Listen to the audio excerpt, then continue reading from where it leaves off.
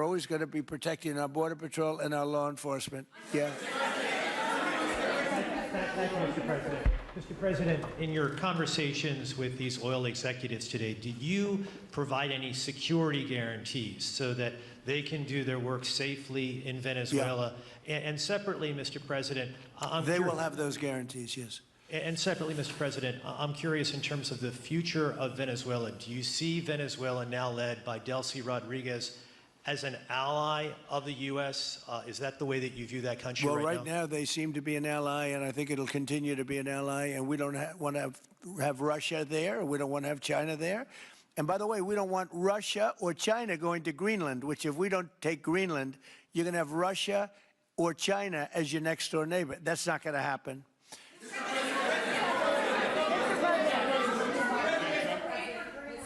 The white...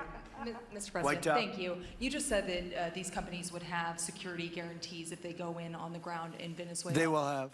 And what is your plan there actually for these companies and those Americans who are going to be on the ground working for these companies?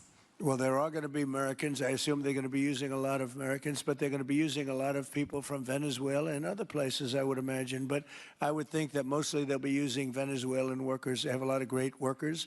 They have a very high unemployment rate, and they have workers that are very familiar with taking oil out of the ground. Yeah. How long do you think the Ayatollah will be in power after what we've seen play out on the ground there? When is the U.S. going to get involved now that reports of protesters being killed on the ground? So Iran's in big trouble. It looks to me that the people are taking over certain cities that nobody thought were really possible just a few weeks ago. We're watching the situation very carefully. I've made the statement very strongly that if they start killing people like they have in the past, we will get involved. We'll be hitting them very hard where it hurts. And that doesn't mean boots on the ground, but it means hitting them very, very hard where it hurts. So we don't want that to happen. There have been cases like this where President Obama totally backed down. But this is something pretty incredible that's happening in Iran. It's an amazing thing to watch.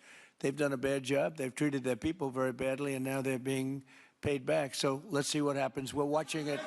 We're watching it very closely. Go ahead, please. Yes, go ahead. Thank you so much, Mr. President. Do you have any comments in reaction to the recent attacks by the Syrian government alignment groups against US-backed Kurdish forces in Aleppo, Syria, which killed dozens of civilians and displacing many families? Does your administration bring peace between the Kurds and the Syrian government? I want to see peace, yes, I do. The Kurds and the Syrian government, we get along with both, as you know very well. They have been natural enemies over the years.